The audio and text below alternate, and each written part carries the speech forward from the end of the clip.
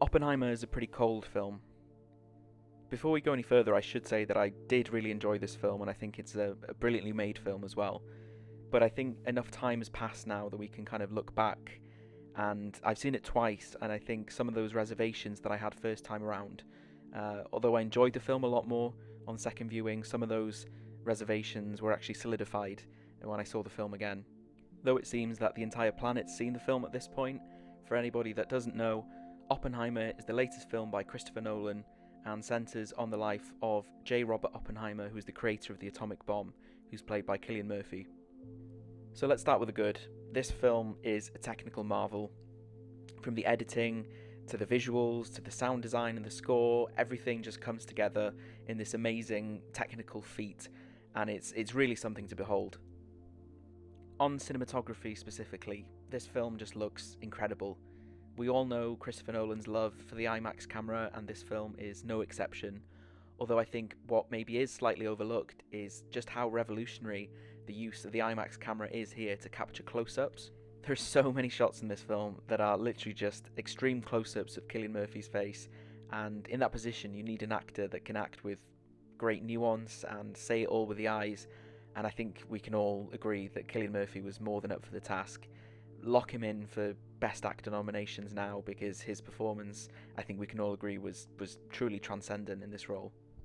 I think the cast is great across the board, from Robert Downey Jr., who really nails it, and it's wonderful to see him outside of a Marvel project, to Alden Ehrenreich, who does really well in a small role, Matt Damon, who brings some well-needed levity to the film, and all the way to Emily Blunt and Florence Pugh. They did really, really well with what little screen time they had, and I think that's kind of part of the problem that I had with the film that I'll get onto later. But I think everybody just fit their role really well, and you have massive A-list actors like Gary Oldman and Rami Malek popping up for about a minute of screen time. I think that's just testament to the power of Christopher Nolan and how much actors would do anything to work with him. So we have brilliant acting, brilliant cinematography, a fantastic score, and great editing by Jennifer Lame, who I honestly think is one of the best out there. And I think structurally as well, the film just nails it. Like with all Christopher Nolan films, the film has a pretty complex structure. And I think one of the questions that I had after my first viewing of the film was that really necessary? I think with something like Inception or Tenet, which is obviously mind-bending sci-fi, I think a very complicated structure is kind of par for the course. But I think with this, which is essentially a pretty straightforward biopic really, and a courtroom drama and a study of the life of Oppenheimer, I wasn't necessarily expecting such a complicated intertwining of narratives and different perspectives and black and white and colour, which is obviously a nod back to Memento, one of his early films. But actually, I think all of that structural stuff is important, and especially after viewing it twice, I think that really is kind of the heart of the film, and I think the intertwining perspective thing is necessary because it sets off Robert Downey Jr.'s character and his whole arc throughout the film. And I think by ending with that as well, by finally letting the audience into that conversation between Einstein and Oppenheimer, brings the whole thing full circle and makes for a very satisfying ending. I think if Christopher Nolan knows how to do one thing, and he knows how to do many things, but it's ending a film well. All of his films have very, very satisfying endings, and this is no exception.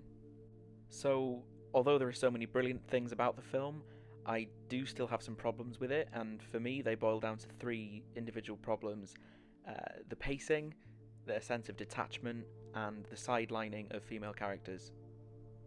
So, firstly, the pacing. This film moves at an absolutely breakneck speed, which I kind of understand because it's a talky, cerebral 3-hour courtroom drama essentially. So I can understand why you would move at such a pace to keep audiences engaged. This film has virtually no action with the exception of the Trinity test sequence. So I do understand, the need for that kind of pacing, but I think it kind of hurts the closeness that we feel to the characters, or it did for me at least. And although this style of pacing was really engaging, there were times where I just wanted the film to slow down. I wanted a long, kind of drawn out sequence with Emily Blunt's character or with Florence Pugh's character. I felt like we never really got to know those people, and they weren't on screen for very long at all. And I think this issue with pacing kind of bleeds into my second problem with the film, which is this sense of like emotional detachment.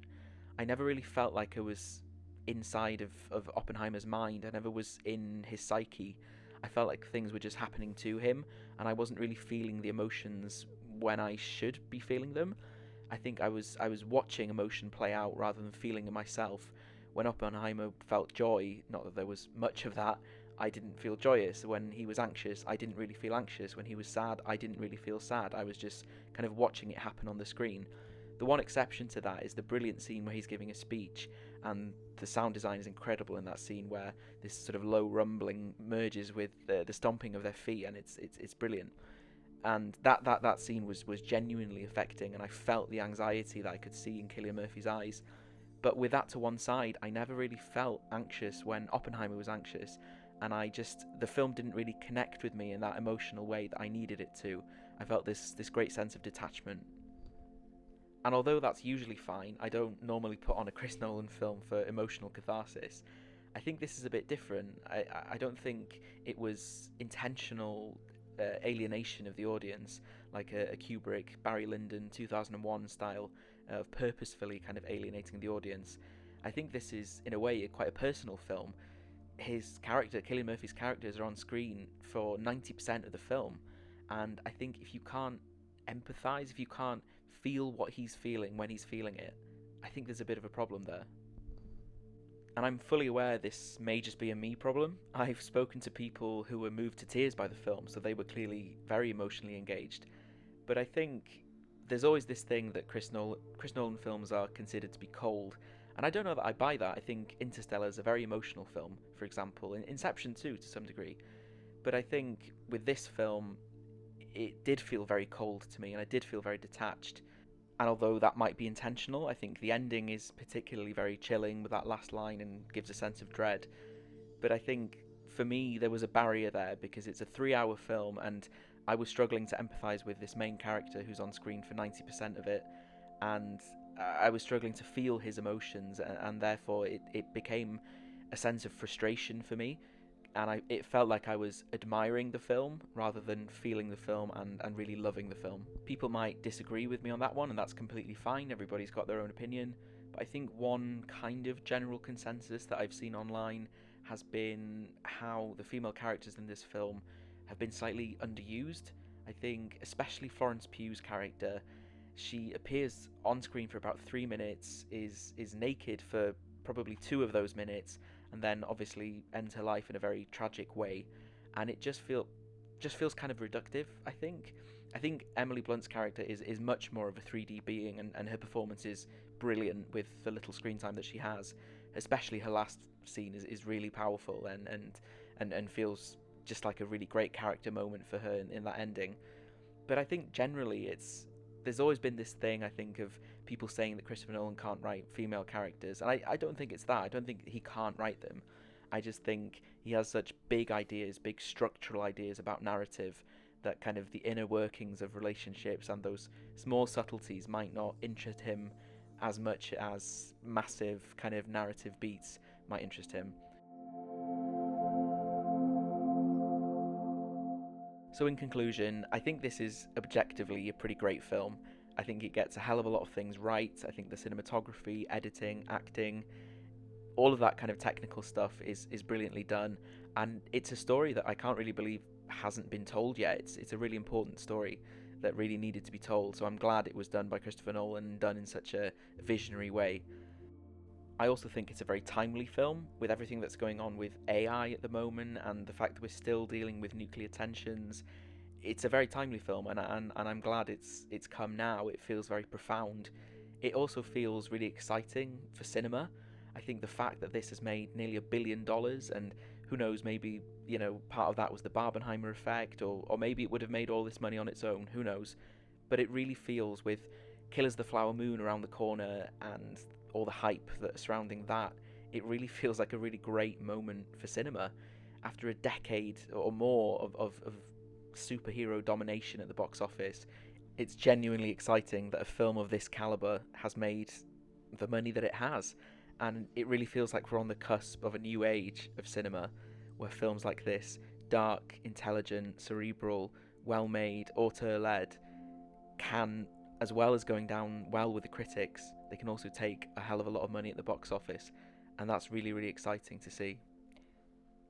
Although the film didn't necessarily connect with me emotionally in the way that I wanted it to, there's no denying that this is a brilliantly made film, brilliantly executed, and it will be going down in the history books. Who knows? Maybe this is the type of film that we deserve, as well as being the one that we need right now. This has been The Sin Bin, the channel where we talk all things cinema. My name's Steph. I'm brand new to YouTube, so please, if you wouldn't mind, give me a like, leaving a comment down below, let me know what you thought. Please, please, please subscribe if you possibly can. It will massively help me grow my channel as I hopefully talk about the one thing that means the most in the world to me, and that is film. Thank you very much.